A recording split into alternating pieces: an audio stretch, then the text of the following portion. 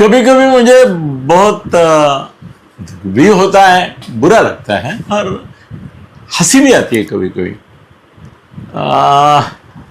लगता है कि ये कुछ मीडिया वाले, अभी सभी तो नहीं कह सकता, बहुत सारे हैं उसमें, असल में मेजॉरिटी है, 60-70% मीडिया वाले हैं। वो जब ऐसी बातें करते हैं कि भाई फडणवीस और शिंदे साहब के बीच में कुछ श्रेयवाद की लड़ाई चल रही है, उनमें थोड़ी सी अनबन है, उनमें कुछ संघर्ष है, दोनों का उद्देश्य अपनी पार्टी बढ़ाना है और दूसरों की पार्टी को कट टू साइज करना है, वगैरह वगैरह वगैरह। तो मुझे आश्चर्य नहीं होता है, क्योंकि उनको टीआरपी के लिए ऐसे उटपटांग बातें करनी होती है। और पब्लिक भी पब्लिक है ना, पब्लिक है, ये सब जानती है। ये कुछ हद तक सच है मगर कुछ हद तक नहीं है, ऐसा मेरा अनुभव है। आजकल पब्लिक को कुछ मालूम नहीं होता, ये सब जानती नहीं है। अगर जानती होती तो अलग तरीके से पेश आती थी, नहीं जानती है, क्योंकि उनको जो मीडिया फीड करता है, social media, print media, electronic media, उसी के ऊपर वो डिपेंड करते हैं। हाँ, ये बात भी सच है। एक बार मैंने एक, जिसको हम पब्लिक बोलते हैं, उनमें से किसी को मिला तो बोला, सर ऐसा नहीं, ऐसा है, वैसा है, वैसा है, हमने सुना है, हमको लगता है, वगैरह वगैरह। तो मैं थोड़ा सा परेशान हो गया और परेशानी में थोड़ा सा गुस्सा भी हो गया। मैं बोला, तू क्या झाड़ जानता है, तेरे को क्या मालूम है बिहाइंड द कर्टन कहाँ क्या होता है, ये तुझे मालूम नहीं है और फिर भी तू बका जा रहा है। ऐसा बकवास मत कर। तेरा सोर्स क्या है? Social media. तेरा सोर्स क्या है? Electronic media. टीआरपी के लिए जो कुछ भी बोलते हैं, सोर्स क्या दे रहे हैं कि जिसकी वजह से तू ये बकबक कर रहा है? मैं जानता हूं तू जो बोल रहा है उसके विपरीत स्थिति है।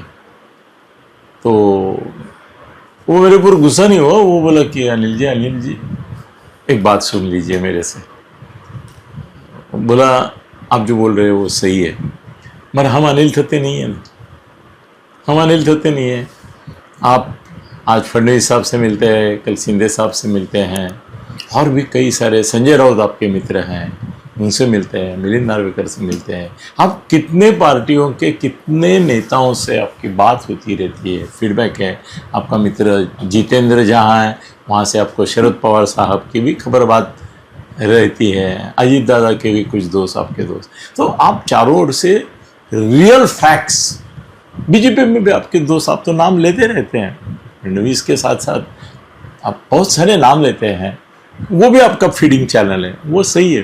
तो आप जो जानते हैं उसकी वजह से आपके जो ओपिनियन बनते हैं वो सही होना बिल्कुल सही है, सही ऐसा ही होगा, आपको सही। मगर हम करें क्या? हम अनिल थत्ते नहीं है और इनसे बात करना तो दूर, हमारा उनका नंबर भी नहीं है हमारे पास। तो मैं समझा, हाँ, मैंने उसको बोला, सॉरी यार, मैंने थोड़ा ज़्यादा गुस्सा किया तुम्हारे ऊपर। वैसे गुस्सा मैं आपको भी सॉरी बोलता हूँ आज, कि आप आम आदमी हैं, पब्लिक हैं, तो आप पर पिक परसेप्शन कमेंट भी देखता हूँ, तो मैं ज़्यादा पढ़ता नहीं हूँ, मगर लोग मुझे, हमारी टीम वाले कुछ कमेंट्स मुझे बताते हैं एक सैंपल के तौर पे। तो मैं बोलता हूँ, अरे क्या है, बेवकूफ़ है, इसको क्या मालूम है, ये बैकल है, इसको क्या मालूम है।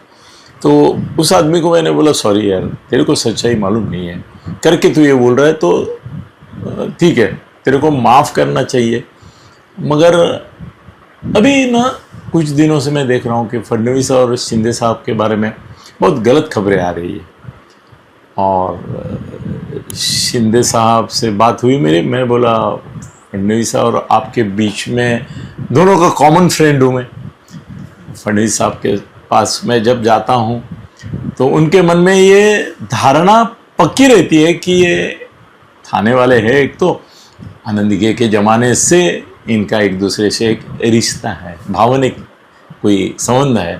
मैंने एक ऐड भी बनाई थी, उसमें लिखा था कि देवेंद्र फडणवीस से मेरे स्नेह संबंध है और शिंदे जी से मेरे ऋणानुबंध है। दोनों में एक क्वालिटेटिव फ़र्क है।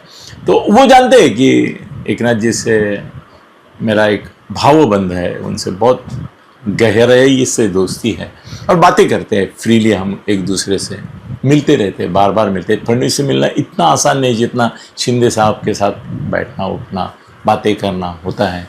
उनके दिल की बात, और वो कुछ रखते नहीं, जो भी मन में है। असल में मन की बात करते हैं दिल्ली से मोदी साहब, और दिल की बात अगर महाराष्ट्र में करने वाला कोई साफ दिल का आदमी होगा तो वो शिंदे साहब है। तो उनसे बातें होती है तब एक दोस्त के नाते बातें होती है। वो मुख्यमंत्री अभी बने हैं, मुख्यमंत्री नहीं थे तब भी हमारे दोस्त थे, मित्र थे, स्नेही थे। तो उस प्रकार से बातें होती है। तो उनकी दिल की बात, और फडणवीस भी कभी कभी चाहते हैं, कुछ बातें ऐसी होती है कि फडणवीस और शिंदे एक दूसरे से डायरेक्ट शायद नहीं बोलते होंगे, नहीं बोल सकते, प्रोटोकॉल है। अभी मुख्यमंत्री, पहले ये मुख्यमंत्री है, अभी ये मुख्यमंत्री है, तो प्रोटोकॉल भी थोड़ा सा रहता है। और दो अलग पार्टियां हैं, तो वो भी चाहते हैं, कभी कभी फडणवीस चाहते हैं, शिंदे साहब भी चाहते हैं कि मन की बात, दिल की बात इनकी भी होती है, कुछ इनकी भी होती है। तो अगर मैंने शेयर की है तो इनके साथ में शेयर करूँ तो शेयर करता हूँ। तो एक बात आपको बताता हूँ कि शिंदे साहब और फडणवीस साहब में कोई संघर्ष की बात छोड़ो, मन मुटाव भी नहीं है। दोनों ने एक ऐसा रिश्ता बना लिया है।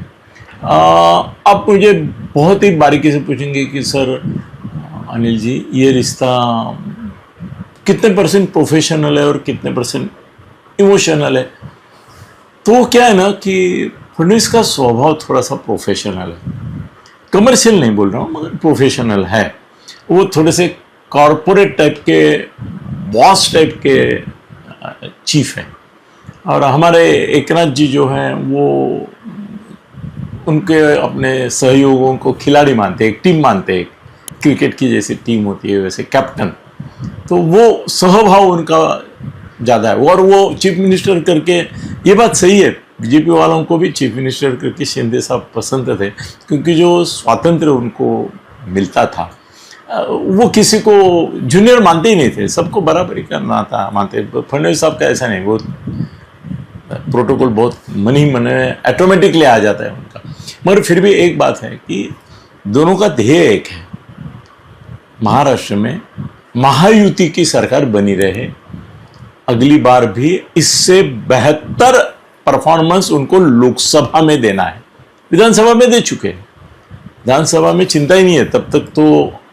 और अभी आपको बोलूँ तो आप बोलेंगे कि क्या बात कर रहे हो, मगर विधानसभा चुनाव जब 29 में होंगे, उसके पहले लोकसभा के चुनाव होंगे, उसमें आप देखेंगे कि उबाठा खत्म हुई होगी, शरद पवार जी की राष्ट्रवादी खत्म हो गई होगी, महाराष्ट्र में के कांग्रेस जिंदा है ऐसे कहने के ही सीमा तक रहेगी।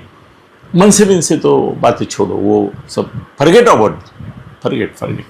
और महाराष्ट्र में शिंदे साहब की और इनकी जो महायुति है बीजेपी की, वो ऑलमोस्ट 3/4 2/3 के आगे बढ़ेगी। और महाराष्ट्र में 48 सीटें, आज मैं बोलता हूँ आपको 40-42 सीटें लोकसभा चुनाव में अगली बार 100% शिंदे और फडणवीस साहब मिलके जीतेंगे। और उनका उसके प्रति केंद्रित है, वो जानते हैं कि हम दोनों साथ में हैं तो एक साथ 1 और 1 11 होंगे, 1 अधिक 1 2 की बात वो करते नहीं। तो ये संघर्ष की बातें जो आती है ना, वो सब झूठ है। दोनों एक साथ हैं, एक दिल से काम कर रहे हैं। थोड़ा स्वभाव का अंतर है, इसके लिए फडणवीस वो इमोशनल पार्ट उनका थोड़ा सा कम पड़ता है, प्रोफेशनल ज़्यादा होता है, मगर दोनों एक साथ है। ये संघर्ष की बातें छोड़ दो, कहीं भी संघर्ष नहीं। और किसी चीज़ पे चर्चा करनी है तो वो कर लेते हैं। और आपको एक बड़ी सीक्रेट बताता हूँ कि बीजेपी के भी उनके कैंडिडेट्स या नियुक्तियां करने से पहले वो शिंदे साहब से बात करते हैं। वो शिंदे साहब भी उनको बोलते हैं कि मेरे मन में ये है वो है, और दोनों मिलकर डिसीजन लेते हैं। ये सुनेत्रा देवी के बारे में नहीं हो रहा है और नहीं होगा, और सुनेत्रा देवी और उनकी पार्टी जल्द ही युति से निकल जाएगी, ऐसा मेरा मानना है। और उसके लिए फडणवीस और शिंदे मन ही मन तैयार है, ये भी बात है। धन्यवाद।